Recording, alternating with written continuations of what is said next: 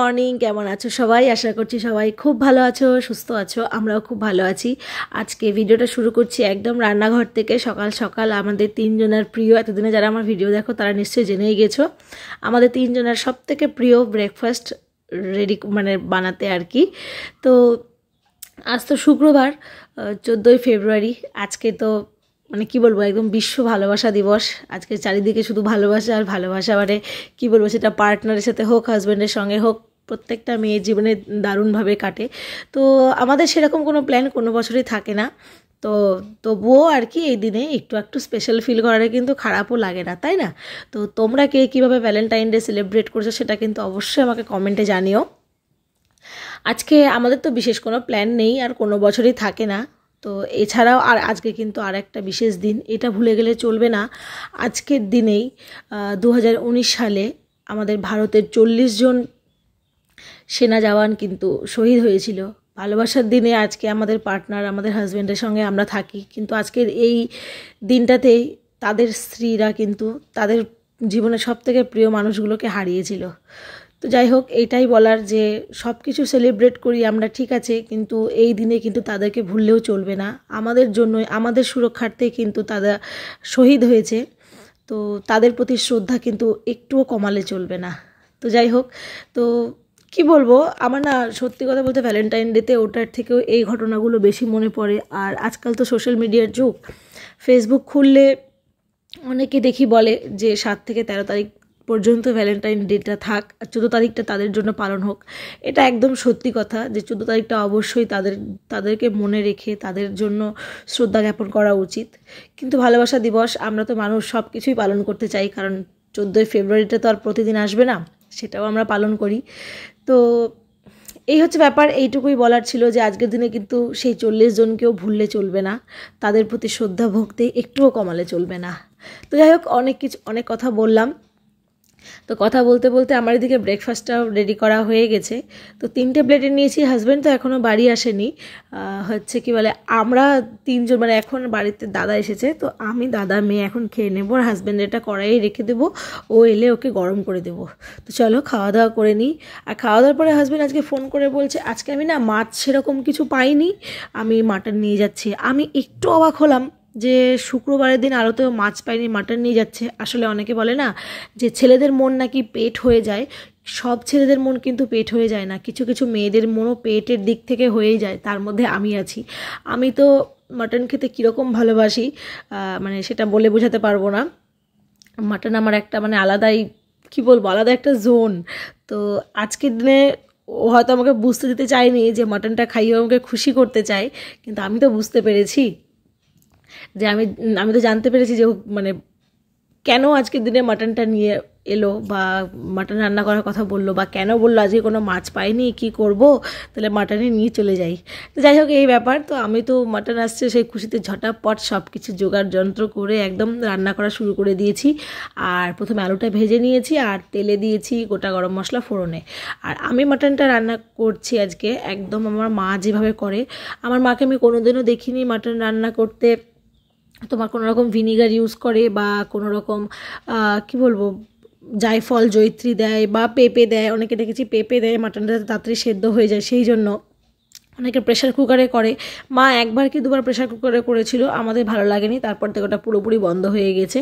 তো যাই হোক, আমার মা এভাবে সব কিছু একবারে তেলের মধ্যে দিয়ে মশলা টশলা সব কিছু দিয়ে সামান্য একটু জল দিয়ে গ্যাসের ফ্লেমটা একদম কমিয়ে দিয়ে মিডিয়াম টু লোয়ে রেখে অনেকক্ষণ সময় ধরে কষিয়ে কষিয়ে রান্না করে। তো আজকে আমিও সেভাবেই রান্না করছি। আর সত্যি কথা বলতে আমার মায়ের রান্নার প্রশংসা তো আমি এর আগেও করেছি, যে আমি যত যেখানেই খাই না কেন আমার মায়ের রান্না বেস্ট। আর মাটনটা আমার আজ অবধি কোথাও ভালো লাগেনি খেতে, যতটা ভালো লাগে আমার মায়ের হাতের খেতে। তো যাই হোক, চেষ্টা করছি আজকে ওভাবেই রান্না করার, অনেকটা সময় নিয়ে করছি আর কি, ঢেকে ঢেকে ঢাকনা তুলছি, নামাচ্ছি বারবার করে, ভয়ও লাগছে যদি নিচে লেগে যায়। তো এই হচ্ছে ব্যাপার, করতে করতে অনেকটা সময় নিয়ে নাড়াচাড়া করতে করতে রান্না করছি। চারিদিক থেকে বেশ তেলও ছেড়ে আসছে। আবার কী বলতো, আমার মা তো পাটায় বেটে করে, আমি তো মিক্সিতে মশলা করি। আবার মাঝে মধ্যে মনে হয় সেই জন্য হয়তো মায়ের রান্নাটায় বেশি স্বাদ হয়, পাটায় বেটে মশলা করে তো সেই জন্য।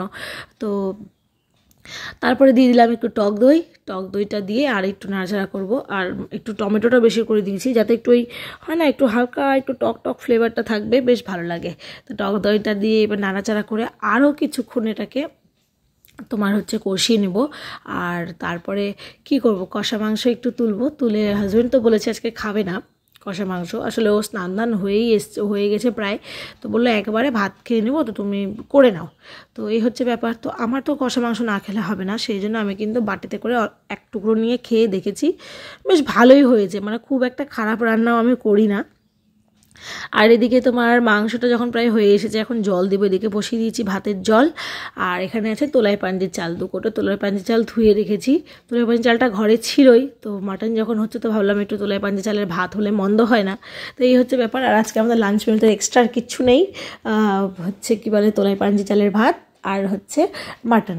তো হয়েও এসেছে এটাও। এখন জল তো দিয়ে দিয়েছিলাম, জলটা দিয়ে প্রায় আরও কিছুক্ষণ সেদ্ধ করে নিয়েছি।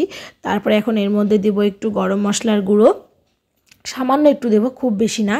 আর দেবো হচ্ছে তোমার সামান্য একটু ঘিটা মাকে আমি দিতে দেখেছি, সেই জন্য দিই। মা চিকেন মাটন দুটোতেই একটু করে ঘি দেয়, হয়তো রসুনের গন্ধটা এড়ানোর জন্য বা কোনো একটা কারণে দেয়, তো আমি সঠিক জানি না, সেই জন্য আমিও একটু ঘি দিয়ে দিলাম। তো চলো খাওয়া দাওয়া করে নিই, আর এখন বেশি কথা বলতে আর ভালো লাগছে না, তো চলো খাওয়া দাওয়াটা করে নিই।